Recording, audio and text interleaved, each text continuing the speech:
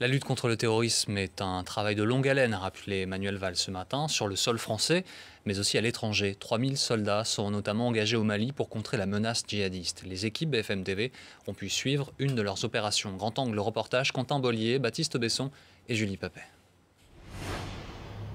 Nous sommes au beau milieu du Sahara, à 1800 km, au nord de Bamako. Sur le sable rocailleux, plus de 80 véhicules militaires forment une base avancée pour passer la nuit. 300 hommes s'apprêtent à lancer une opération d'envergure à l'entrée du massif des Iforas, le sanctuaire des terroristes islamistes. Tout est répété, dans les moindres détails, la veille du départ. Si ça bloque sur le point qui a été vu sur l'itinéraire, on prend au sud et on essaye de franchir un peu plus loin. L'objectif, débusquer des caches de terroristes à 80 km d'ici. Les reliefs qu'ils vont rencontrer ont été reconstitués en miniature. Dans le jargon, on appelle l'exercice la boîte à sable. Ma mission, c'est de conduire un raid blindé jusqu'à cette vallée, jusqu'à l'entrée de cette vallée, et de prendre ensuite position sur des points hauts, donc qui sont symbolisés par ces tas de terre avec des pancartes, qui sont en fait des lignes de crête. Ce type de répétition, ça sert à ce que tout le monde ait bien le schéma de la manœuvre en tête, et au moins le déroulé du point de départ jusqu'au point qu'on doit atteindre. Et comme ça, il y a des automatismes qui se créent tout simplement. Le départ est prévu pour 5h30, le lendemain matin. C'est la deuxième grosse opération menée par les soldats de la mission Barkhane. Le 1er août, Barkhane a succédé à Serval, qui avait empêché les islamistes de prendre le pouvoir au Mali. Désormais, 3000 militaires français sont déployés sur 5 pays. Une zone immense de 4000 km de large, la distance entre Lisbonne et Moscou. Le plus grand théâtre d'opération français depuis la Seconde Guerre mondiale. La mission que nous suivons se déroule dans la région de Thessalite, au Mali. Au lever du jour, le convoi s'ébranle. 80 véhicules, près de 8 km entre le premier et le dernier. Le terrain est difficile, usant, les pierres tranchantes percent les pneus les plus épais, le sable s'infiltre partout. Et un autre danger existe, invisible. Tous les axes importants de circulation ont été minés par les terroristes. Il n'y a pas de danger direct, on va dire d'attaque directe. Leur mode de fonctionnement, c'est vraiment harceler avec des mines. Et donc ça reste la menace principale ici. Il y a quelques semaines, sur ce même axe, un véhicule de l'ONU a sauté sur une mine, faisant un mort et plusieurs blessés. Après plus de 6 heures de trajet mouvementé, le convoi arrive à un point stratégique. On active, on a 1 minute. C'est bon ou quoi? C'est une vallée sensible, régulièrement fréquentée par les terroristes islamistes. Il y a 2 ans, dans la vallée voisine, ont eu lieu les combats les plus violents entre les forces françaises et les groupes armés. La crainte de l'embuscade est toujours présente. Serrez un peu là. Soyez sous blindage les gars là. Les soldats avancent avec précaution, d'abord à l'abri derrière des blindés, puis à découvert. Ils prennent position sur une petite colline. 10-14, arrivé au mouvement, sommet du mouvement de terrain, je place mon dispositif face au sud et face à l'est. Ils observent les premières réactions de l'ennemi, toujours discrets, mais jamais très loin. Rapidement, des mouvements suspects sont repérés. Un homme à moto, sans doute un guetteur. 10-14, j'ai récupéré visuel sur la moto. Elle s'exfiltre bien dans la direction sud-est. Elle est pour l'instant à une distance de 2 km de ma position et elle s'exfiltre sud-est. On a été remarqué puisqu'on a été pointé du doigt par une personne qui s'est arrêtée en moto tout à l'heure, qui nous a pointé du doigt, qui est reparti plus au sud de notre position. Donc de toute manière, oui, on ne passe pas inaperçu avec le nombre de véhicules qu'on a. Donc c'est sûr et certain que de toute manière, les gens savent qu'on est dans la zone. Et maintenant, si les gens ne doivent pas s'y trouver, forcément, ils vont essayer d'en partir.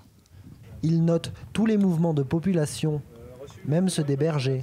Sur le point 11-53, et on aurait un adulte et un enfant ou 2 enfants qui seraient en train de grenouiller dans la zone depuis quelques minutes. C'est les difficultés des guerres modernes. On n'a pas un ennemi qui est directement identifié avec une armée d'appartenance et donc un uniforme d'appartenance.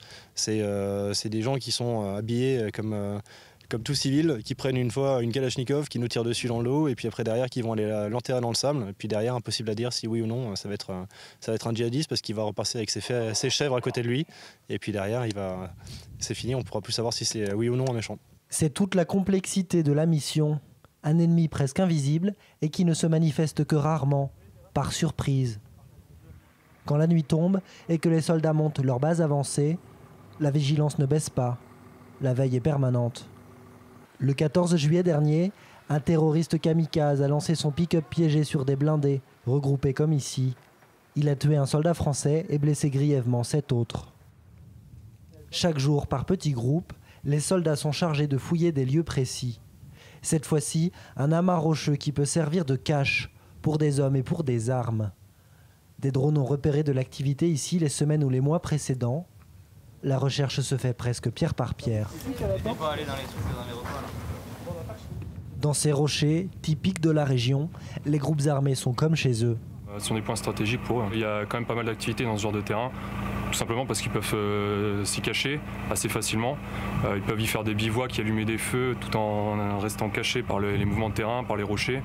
Et de plus, sur les hauteurs, ça leur permet d'avoir, vous pouvez voir, ça permet d'avoir des visuels sur plusieurs kilomètres autour d'eux. Ouais. Pas de trouvailles ce jour-là. Le lendemain, nouvelle fouille. Et une fois de plus, la sensation que l'ennemi n'est pas loin. Les soldats sont sous tension. Pareil, je rappelle, attention. D'accord, vous avez tous eu le compte-rendu du capitaine sur le réseau. D'accord, il y a peut-être 6 motos GAT dans le secteur. Donc je rappelle, observation accrue. On a des suspicions que ce soit des groupes terroristes qui nous auraient suivis, qui nous auraient jalonnés et qui nous auraient suivis jusque sur notre position actuelle.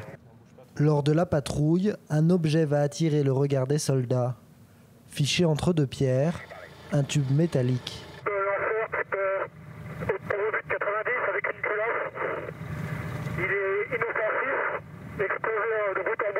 Ça aurait pu être très bien une position qui avait été préparée pour lancer des tubes un jour ou l'autre ou à l'occasion sur la force. On comprend qu'il y a eu de la présence de groupes armés terroristes et qui sont encore largement dans la région. Quelques jours plus tard, dans la région de Gao cette fois-ci, une autre unité de l'armée française découvre une importante cache d'armes. Un pick-up ensablé, de l'explosif et un dispositif incomplet de missiles sol-air. Le type d'armement capable d'abattre un avion de ligne au décollage ou à l'atterrissage. La grande crainte des autorités. Tout a été détruit. Quelques jours à peine après la fin de l'opération, la base militaire de Thessalite était touchée par un tir de roquette. Cette attaque est la première de ce type depuis plus d'1 an. Elle a été revendiquée par le groupe Ansardine, dont le leader se cache dans le sud de la Libye. Un lieu devenu, d'après le ministre de la Défense, la nouvelle base arrière terroriste de la région.